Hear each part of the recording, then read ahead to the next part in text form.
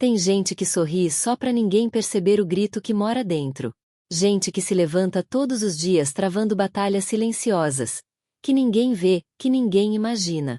Talvez esse vídeo tenha te achado por um motivo. E se o que você está prestes a ouvir for a resposta que você vem pedindo em silêncio?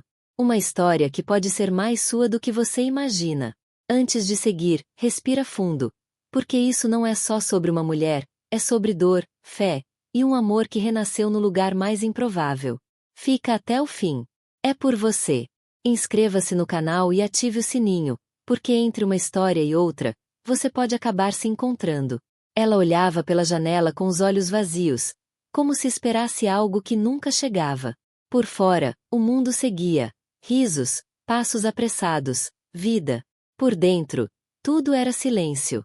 Um vazio espesso que nem o som do vento conseguia atravessar. O nome dela era Elisa, 36 anos. Já teve sonhos, planos, vontade de conquistar o mundo. Hoje, lutava apenas para levantar da cama. E ninguém sabia. Ninguém percebia. Porque ela sorria quando precisava, mesmo que o coração estivesse aos pedaços. Era mãe. E por mais que o peso da vida a esmagasse, havia algo, ou melhor, alguém, que a mantinha de pé. O nome dele era Miguel, 8 anos, olhos grandes e atentos, como se enxergassem além. Mamãe, eu sonhei que você estava voando, disse uma manhã, enquanto comia o pão com manteiga que ela mal conseguiu preparar. Elisa tentou sorrir, mas aquela frase ecoou dentro dela como um sussurro vindo de longe, de um lugar esquecido do coração. Miguel tinha uma doçura que não cabia na idade, um jeito sereno, quase espiritual. Às vezes, Elisa se perguntava se ele era mesmo só uma criança, ou se tinha sido enviado com um propósito maior. Mas ela já não acreditava mais em propósitos. Elisa já tinha tentado de tudo: orações, promessas, lágrimas escondidas no travesseiro. Mas nada mudava. Nenhuma resposta, nenhum sinal, só o peso constante de existir. Às vezes, pensava em desistir de vez. Chegou a escrever cartas de despedida e as escondia no fundo do armário. Outras vezes, chorava no banheiro para Miguel não ver. Mas ele sempre percebia. Porque amor de filho é farol. Ilumina até o breu mais denso. Mamãe, Deus não te esqueceu, ele disse um dia, desenhando um sol imenso no papel. Elisa quis rir, não por deboche, mas por tristeza, como se fosse a mentira mais bonita do mundo. Inscreva-se no canal e ative o sininho, porque entre uma história e outra, você pode acabar se encontrando. Miguel não sabia o que era depressão, mas sabia que a mãe estava doente, e fazia de tudo para cuidar dela com o pouco que tinha. Palavras doces, abraços demorados, orações sussurradas com a porta do quarto fechada. Às vezes, falava sozinho olhando pro teto, como se conversasse com alguém que só ele via. Elisa começou a notar esses gestos, esses olhares pro céu, essas frases simples que pareciam vir de um lugar maior. E quanto mais ela reparava, mais algo dentro dela se mexia. Como uma brisa leve tentando entrar num quarto fechado a tempo demais. Mas o medo ainda era mais forte.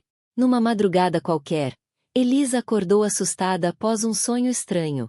Nele, Miguel segurava sua mão e dizia com firmeza: Mamãe, tá na hora de sair daí, já tá tudo pronto. Ela tentava se mover, mas as pernas não respondiam. Acordou com o coração acelerado e um nó na garganta. No dia seguinte, ficou ainda mais silenciosa.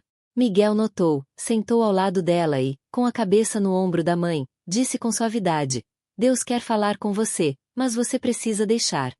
Aquilo atravessou Elisa como uma flecha. Palavras simples, mas com peso que só quem está no fundo do poço entende. Nos dias seguintes, algo começou a mudar.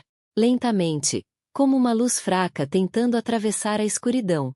Elisa ainda estava presa, mas algo dentro dela começou a se mover, uma pequena abertura, como se a dor estivesse se afastando por alguns instantes. Miguel não deixava de repetir suas palavras: Deus quer falar com você. E a fé que Elisa não sabia mais que possuía foi tocada, frágil, mas presente. Era como se a vida estivesse lhe dando uma segunda chance, um fio de esperança que ela tinha abandonado há muito tempo. E dessa vez, ela sentiu que talvez fosse possível confiar novamente. Em uma tarde chuvosa, enquanto o som da água pingava na calha, Miguel apareceu com um desenho nas mãos. Era uma ilustração simples, mas poderosa. Dois personagens de mãos dadas, em um campo florido sob um sol gigante. Você sonhou de novo? Perguntou Elisa, tentando forçar um sorriso. Ele assentiu com a cabeça, tranquilo, como se fosse a coisa mais natural do mundo. Sim, e Deus falou comigo, mamãe.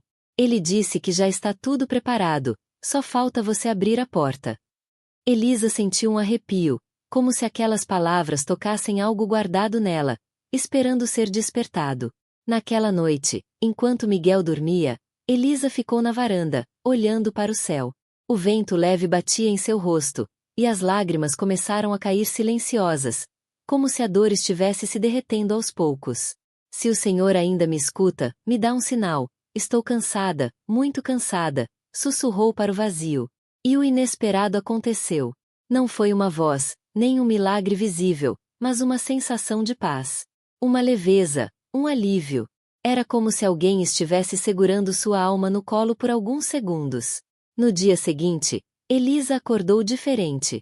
A dor ainda existia, mas algo mudou dentro dela. No dia seguinte, Elisa se levantou com uma força que não sentia há muito tempo.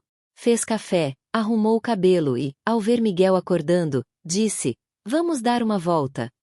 Ele sorriu, como se tivesse acabado de ganhar o melhor presente do mundo. Eles caminharam até uma pracinha próxima e, pela primeira vez em muito tempo, Elisa falou tudo o que estava guardado. A dor, a falta de fé, os dias em que pensou em desistir. Miguel a olhou com olhos brilhantes, com a calma de quem entende mais do que a idade permite, disse: "Eu sabia, mamãe. Eu orava por você."